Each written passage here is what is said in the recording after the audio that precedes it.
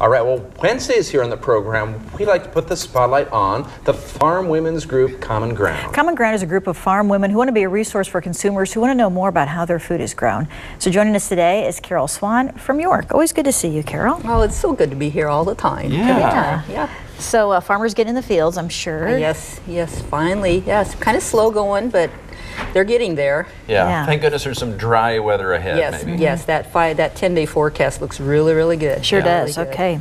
Well, you have kind of an interesting topic today. Many consumers may not realize that farmers often volunteer their time as first responders. So tell us about that. Well, they do. Well, first of all, farm safety is just imperative. So the farmers, farmers and ranchers make sure their families and their employees understand how equipment works, understand safety handling of livestock. However, like with anything, any profession, things can go, there's accidents can happen. And our first responders in these rural areas are a lot of ag business people, farmers and ranchers themselves. They take time to volunteer their time to drop everything, and they carry pagers, and now there's phone apps when something goes on, to get to the scene to help, because there's just not enough money or resources in a lot of counties to have somebody hired all the time.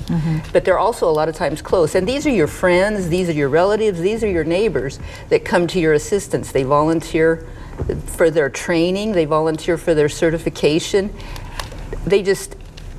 It's their choice to be that responsible and to be that responsive and to help other folks. Right. Yeah, and what happens in these situations? I mean, these farmers who are first responders, maybe they're in the field combining, they get a call, they've got to go. Just leave the combine in the field and go, right? They pretty much do, yes. And it's like I said, that's to their dedication to help others. I was surprised. There's 15,000 in Nebraska, well over 15,000 volunteer first responders and firefighters across the state, and a very, very high percentage of our fire departments are volunteer only. There's a lot of them that are volunteer and paid, but a lot are volunteer only in these little small rural areas.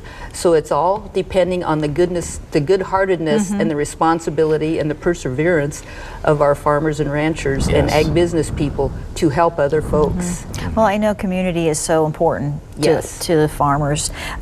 So do they have to put in a lot of training and preparing for something like this?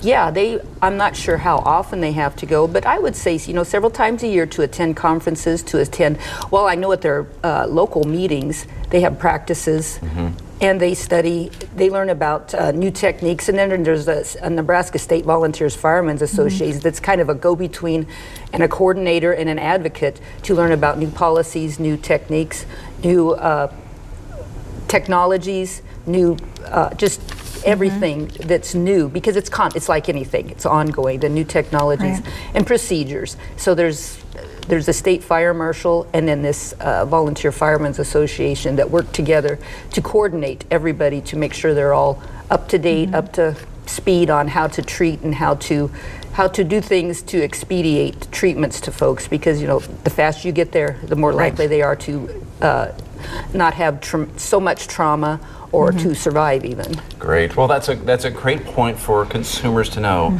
that farmers and ranchers are also working a lot of times as first responders, and it's a good reminder that as the harvest continues, to be safe, as they continue. Yes. So. Okay. And Karol, I know you're sticking around with the recipe, so looking forward to that. Thank you. Thanks, Karol. Okay.